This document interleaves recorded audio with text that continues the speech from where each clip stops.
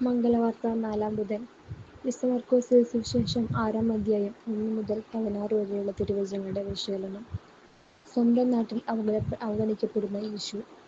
അതിപരിചയം അവജ്ഞ സൃഷ്ടിക്കും എന്ന ചൊല്ല് തന്നെയാണ് ഒരു പ്രവാചകനും സ്വന്തം നാട്ടിൽ സ്വീകരിക്കപ്പെടുന്നില്ല. ലൂക്ക 4:24, മത്തായി 13:57, മർക്കോസ് 6:4 എന്ന് യേശു പറയുന്നതും ഇക്കാരണത്താൽ താൻ ജനിച്ചു വളർന്ന നസ്രത്തിൽ അത്ഭുതമൊന്നും പ്രവർത്തിക്കാൻ കഴിഞ്ഞില്ല എന്നു നാം വായിക്കുന്നു.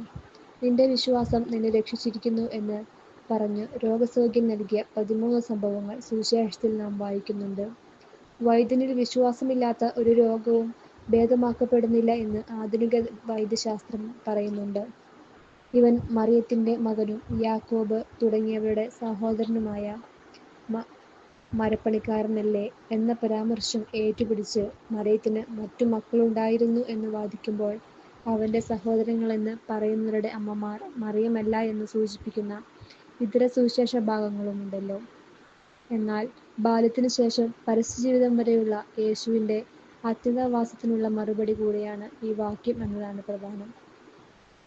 തങ്ങളോടൊപ്പം കളിച്ചു വളർന്ന, ജോലി ചെയ്തു വളർന്ന ഒരു വ്യക്തി ഇസ്രായേൽ കാത്തിരുന്ന രക്ഷകനാണ് എന്ന് വിശ്വസിക്കാൻ കഴിഞ്ഞില്ല എന്നത് സ്വാഭാവികമാണ്. ഈ അതിപരിചയം നമ്മുടെ വിശ്വാസ ജീവിതത്തെയും ബാധിച്ചിട്ടുണ്ട്. മാമോദിസ നമ്മെ ദൈവപുത്ര സ്ഥാനത്തേക്ക് ഉയർത്തുന്നു. കുമ്പസാരിക്കുമ്പോൾ പാപം മോചിക്കപ്പെടുന്നു. അപ്പത്തിലെ ശ്രദ്ധാമാറ്റം ഒക്കെ നാം സംശയിക്കുമ്പോൾ ഇതും ഒരു നസ്രത്ത് മനോഭാവം തന്നെയാണ്.